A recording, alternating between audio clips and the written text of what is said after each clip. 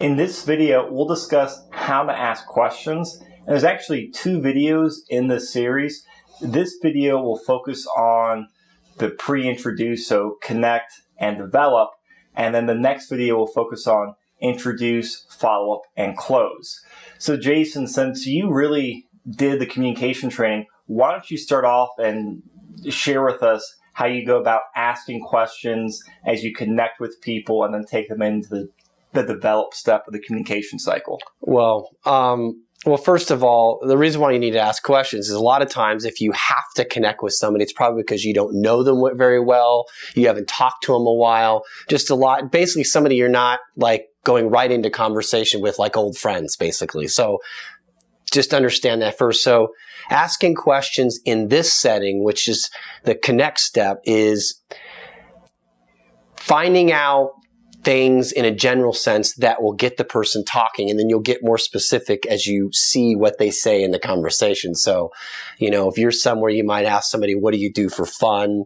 What do you do for a living? We all do this stuff. When you think about it in life, when you go somewhere, you don't know somebody, these are the types of questions you get. So if I asked you, what do you do for fun, Chris? And your response would be? I do a lot of outdoor stuff. I like whitewater rafting, backpacking, hiking, being in the sun. Cool. So obviously being in the sun is the common theme between of all those things. What is it about being in the sun that you like? It's just the fresh air and being in the sun and not being, inside somewhere. I don't know exactly what it is, but I just enjoy being outside. It makes me feel good. It gives me energy. And I would be happy being out there every day of the week. So I never like to make assumptions, but you're saying this, and I'm wondering what you do for a living or what you do for work. Are you inside, or are you lucky enough to be doing stuff outside? No, in college I did some, I did some like whitewater guiding in the summertime or here and there, which was fun stuff. And the unfortunate thing is there's just, when it comes to like a career and making money and stability, like being a guide, an outdoor guide of any sort, like it's something you do for love and you don't do for money. But like a lot of the people, who are guiding kind of professionally for their lives, I didn't really want to live in a van for, half the year or go on unemployment every year after that season was over. So I did it. I enjoy it, but, kind of got a real job to make a decent living.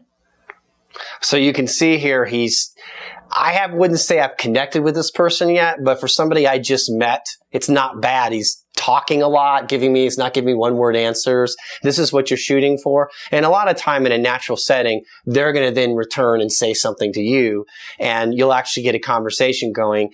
And when you have a back and forth conversation where you're sharing information, you're actually connecting with people. Now, I don't know if you noticed what I was doing there. I was really listening to what he was saying, and I was asking questions and digging down. And did you feel like I was listening to you, Chris? I mean, so that's the point, is what's the goal here? Common sense. I don't want to get real complex in the communication training, as you've probably already noticed as I've talked about things. I've tried to take a common sense approach to things, and my common sense approach is making you feel listened to. That's what my goal is. And if you can do that with people you meet, you'll be fine. So one of the things that you do once you connect with people, when they eventually move into the develop phase, if you just met this person, maybe they would stick in the generate section for a while, because I'm not going to go straight to, you haven't said anything that really makes it appropriate to talk about my opportunity. But the point is, let's say for instance, you've been in my generate section for a while because I made a connection to you out and about. I pretty much made a generate contact out of my conversation with you. We talked back and forth. This happens all the time.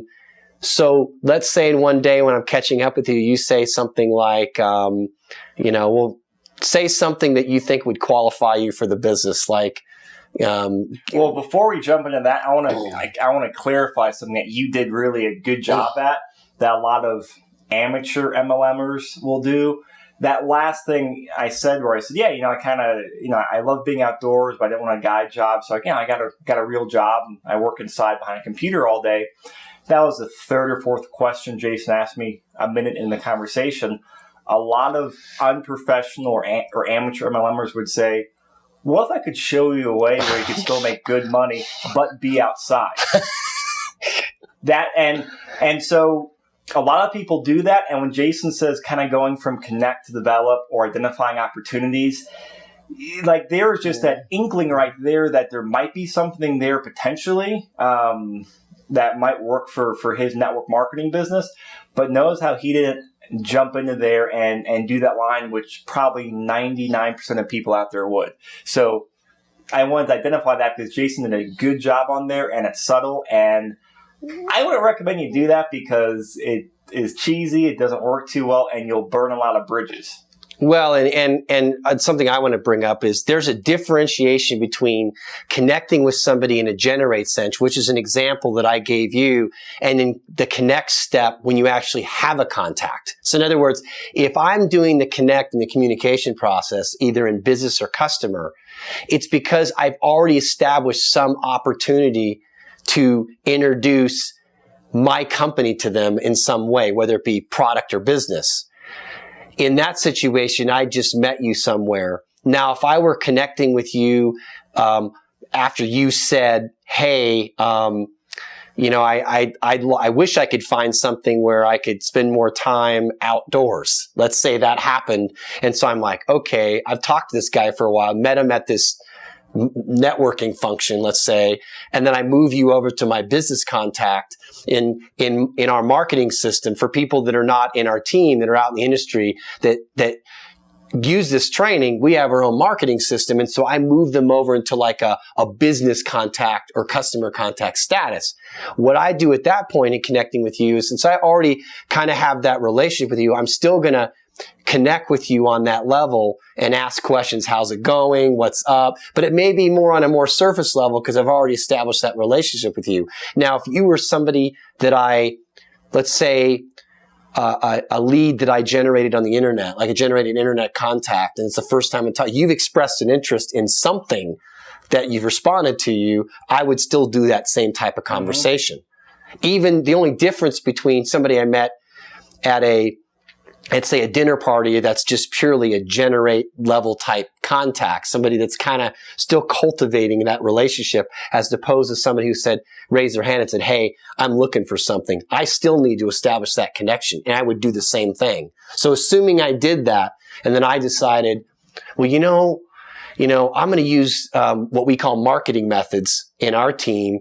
I'm going to use the Rich Dad marketing method. So let's say I gave you a book, right? And so now I'm developing you. I'm building that bridge now.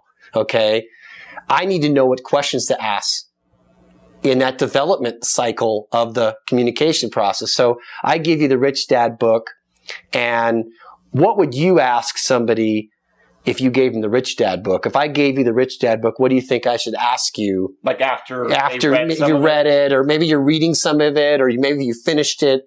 You could follow up and you could have finished it, which I've had people read that book in a week. Sometimes I read it in 2 days. Yeah. Some people takes a month or two, but the point is, whatever happens, what would you ask somebody if, Well, aside from the basic, hey, did you, have you read the book yet, or how much have you read? You always, see if the person's read anything. I would start off, one of my favorite questions asked is just say, what do you like about the book? Did anything jump out at you from the book? Those are pretty interesting concepts in there, aren't they? And so I would just ask a few questions like that, just very general questions. And at some point, as we get a dialogue going, or if it's not really moving anywhere, you don't want to sit there and just ask questions. I would share some of my own thoughts from the book. And this is what I actually say to people. I'll say, I read that book when I was, I think I was 20 years old while I was in college. And that book literally smacked me like a 2x4 across the head.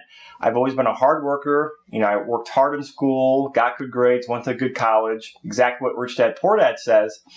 And when I read that book, it just opened up a whole new world to me. Like I had no clue that there was, all this other stuff out there and then I could even get into that world as far as business and investing. And it really got me excited because I'll tell you, when I was sitting in college, I was not looking forward to graduating and getting a job where I had to commute in Washington, D.C. traffic for about an hour each way. And I'll generally say something like that's what I actually say to people as I talk with them.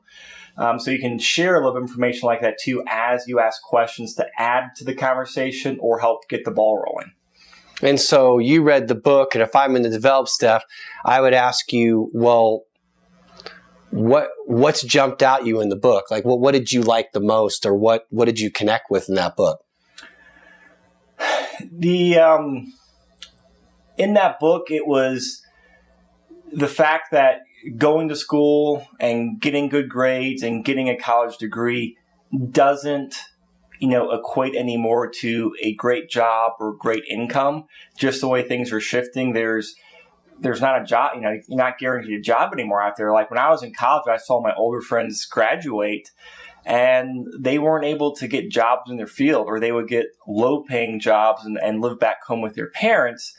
And, I saw that stuff, but I didn't know what to do about it. It's almost like I'm traveling down a car, and I know I'm going to drive into a wall, and I know it's coming, but I can't do anything about it. I don't know what to do or what other options I have out there. Okay, so for you, what you liked about it is it made you think differently. At the same time, it's created a bit of not a confusion, but you know you need to do something, but you don't know where to start. Yeah. Have you looked at anything? Have you had any thoughts on anything other than what you do for a living to make money? Honestly, not really. I can tell you this, though. I hate commuting and I hate dress clothes. That's what I absolutely hate. I don't mind driving. I don't mind working hard. But I commuted a couple summers while I was in school, and I absolutely hated that every day, every hour of commute. I wanted to drive off the bridge sometimes. Well, I think most people would agree with you on that. I know why but I'm not going to assume I know why you hate it, knowing what I know about why I hate it. So why do you hate it so much? I feel like it's a waste of time and a waste of life. Because that's where I would go back and forth, and I would sit there in the car and say, maybe I should just go become a whitewater raft bum, whitewater raft guide bum, where you make $50 a day, 5 days a week if you're lucky, and just live a very simple life because it's just, more enjoyable. I just don't like the stress. I don't think sitting in a car like that all day is the way life is meant to be spent. Well, and me personally, I can agree with the commuting thing. I hate it I didn't think of it the way you brought it up. For me, it just seemed like I just don't like it. It's not fun. So you gave me a much deeper reason. I've just basically concluded I didn't like it. But, and I know why I don't like, I used to do law. So I used to call it putting a noose around my neck is what I used to think of it as. And I didn't want to get into a suit when I was 8 a.m. in the morning, sitting in front of a judge, kissing his butt or her butt, and having my tie or that noose around my neck. What do you hate so much about the dressing up thing? Dress shoes. You hate the dress shoes, really? I hate dress shoes. Why? I don't know. I've never heard that. I've always heard that I hate the suit. It's hot. I've heard the tie, but I've never heard dress shoes. Honestly, it crams your toes in there. It's uncomfortable, and you can just, because I've done outdoor stuff. One time whitewater rafting, you're in kind of river sandals, or you're barefoot if you're having a little bit more relaxing river. And I noticed the difference when I wear dress shoes. I get more tired throughout the day, and your calves and your knees, and a lot of times your legs get just sore and tired. And it's not like that good sore tired from hiking up a mountain or doing squats in the gym. It's just it's the bad tired. It's that bad achy tired, and that's the best explanation I can give you. It seems like you're concerned about your body, because that's kind of you're relating something that I wouldn't even have thought of for wearing dress clothes. Usually people are just like, I don't like it. It's uncomfortable. It's, you're uncomfortable. It's on a level of, it makes my body feel bad. Yeah. And if it's uncomfortable, makes my body feel bad, I believe that impacts other things, and it adds up. Things either add up good or things either add up bad, and that's adding up bad. Okay. Well, I just wanted to point, this is not scripted. I just started asking Chris this stuff, and sure, we're business partners, so I know a lot of this stuff, but this is real, right? If I was talking to you 10 years ago before you did MLM, this is what you would have said. Well, actually, and to kind of break from the role play here, when I did read Rich Dad Poor Dad and I was in college, I was going down an engineering track for a degree. I was going down a military track with the Marine Corps to become an officer. And I shifted out both those my sophomore year because they just weren't the right path for me. And I had read Rich Dad Poor Dad. And I don't like to use the word depressed, but I wasn't real excited about life or the outcome. And I had no idea what I wanted to do. But I made a list, and I said, I know what I don't want to do, and that was commute and dress clothes. And that's how that led me to my business, was in a very kind of odd, funny way. I knew what I didn't want to do because I didn't know enough to know what was out there, but not knowing what I wanted to do kind of led me down the right path.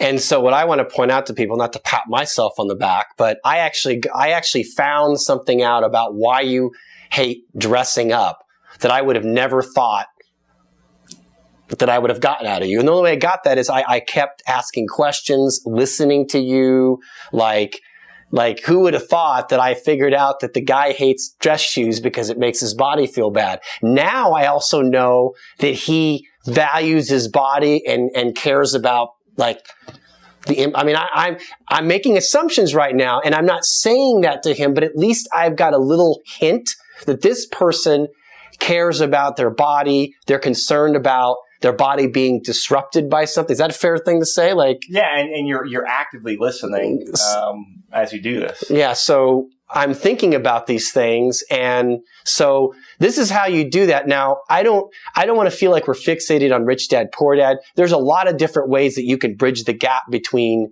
the person's need, which in your case was, I don't know what I don't want. I don't want to commute, and I don't wear dress clothes anymore.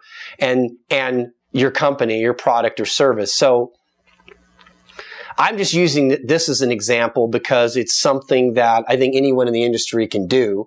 And the point is, I'm asking questions about the book, and it led me to even more of why you don't want to do what you do and why you might consider network marketing.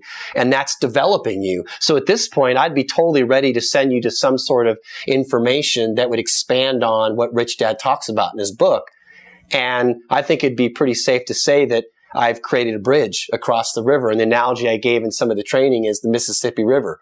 You know, I'm not throwing you in the water and hoping you swim. I'm giving you a road to really understand what my company is about. And so, that's the thing. You have anything to add to this, Yeah, a couple of things. You said, not getting fixated on Rich Dad Poor Dad. There's a ton of different other ways and other tools and resources you can use to build the bridge and use out there. And you can sit there and you can explain concepts, you could explain a topic or explain something. But what I find very useful in the develop stage for both effectiveness and then use of my time is using a tool like a book or a website or an audio CD or an MP3, whatever it is, because it's more effective for you than it is a third party that is, sharing the information. And it does carry, or, it does connect with people because they'll listen to it or they'll read it. And if they don't, you kind of know that person's probably not going to ever do anything. So you're not spending a lot of time trying to explain concepts to the person. Right.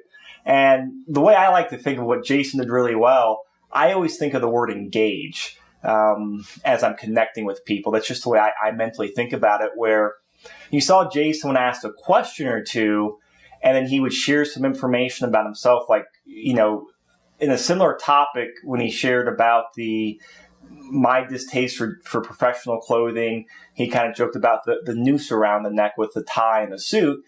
And so he didn't talk over me. He didn't spend 10 minutes talking about how much he hated it, but he shared a brief story to relate or build some rapport, as people would say. And then he asked me a question saying, I can relate to that. To me, it's this tie around my neck. What is it about you? And I always think of that as you want to engage the person in conversation. You do that by usually sharing some information, sharing information. And that's the way I think of it in my mind. And you did a really good job at that. Well, I've had lots of practice. Been doing this for 10 years. I wasn't always this good at it, but no, that's actually a good point. And I'm glad you brought that up because I wasn't even thinking about that. It's kind of second nature to me. And it's good that you brought that up because I think it's good for people watching this video to understand that's actually what's there is a method going on here. It's just when you're training something, sometimes something becomes so second nature to you, you lose track of what people need to know to do that. So I'm glad you brought that up. That's good. And I kind of want to give you an extreme end of the spectrum point of view on the develop stage. Another reason it's nice to use those third-party tools and connect with as many people as possible is that people that you connect with and even start the develop process and maybe it never goes anywhere, who knows where it goes a couple months or a couple years later. As when I was in college first building my business, which was 8 or 9 years ago, I did a lot with Rich Dad Poor Dad. A lot of my friends, I recommended to read the book, not only to recruit them into my business, but just to hey, this is an awesome book. You got to read it was kind of my attitude. And, I had numerous friends read that. And then, hey, we're all in college. Some are partying. Some are getting degrees. Some are getting married. Just, life is happening. It's a big transitionary stage. And I was focused on building my business. A lot of my friends weren't. And it never affected our friendship. A lot of them knew what I did, or at least read Rich Dad Poor Dad. But over the years, I've had people, as we've stayed in touch, or people have kind of randomly come back on the radar, or they've sent me a Facebook message, or we've caught up for dinner when we're in the same town for a couple of nights. They say, you know what? I remember reading that Rich Dad book, a couple of years ago, like you said, and it stuck with me. I wasn't really ready to do anything, but I'm kind of getting tired with this job thing. Can you tell me more what you're doing now or what this is about?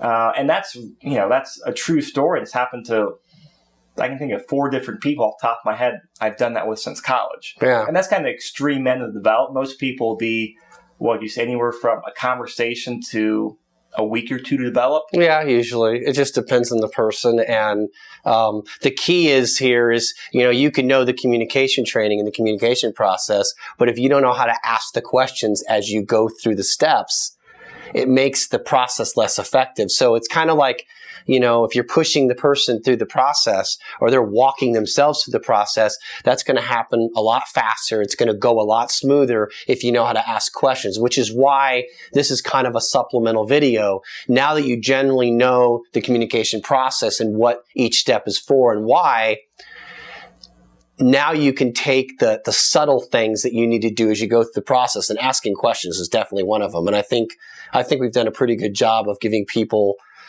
how asking questions integrates with the communication training in those 2 steps. Yeah, I think so. And if you're want to improve the way you ask questions, or you're having trouble asking questions and transitioning into develop or introduce, which mostly be the develop stuff, I would recommend this. Just go out there and ask questions, and don't even offer any develop or introduce steps. Just ask questions. Just everything from, how's your day? Have you ever read this book? What'd you do this weekend? How's your job going? Hey, why did you pick that job? Why did you get that degree in college or whatever? And just ask questions. And this kind of depends where you are in the learning the communication cycle and becoming a good communicator, a good salesperson. If you need to work on this, take the pressure off yourself. Don't worry about moving them to develop or introduce stuff. Just ask questions, and maybe do it for a few days or a couple of weeks. And after each time you talk with someone, write down what they said in like your iPhone or a little pocket journal, and write down any notes that you noticed about yourself, and that'll help you improve dramatically. Yeah, that's a good suggestion. I mean, I suggest that because that's what I did. Huh. Works. So, I mean, and I tell us a lot of my downline. So if you're at that stage, probably where I was like about 8 years ago, do it because it's simple, it's effective, and it works. And the great thing is it'll actually build your pipeline, or it'll kind of fill up your generate section to where you have people, and then just ask questions, and then get with your upline or your mentor, and then he or she can guide you through, help you tweak asking questions, say, you know what, this person said this, you should go back and recommend, XYZ with them, or you should go do this, and to help develop them, to carry them or build a bridge. Yeah. So I've got nothing else to say. I think we're good. I think we got everyone squared away on this. So in the next video, we're going to cover asking questions post-introduce, which is follow up and close.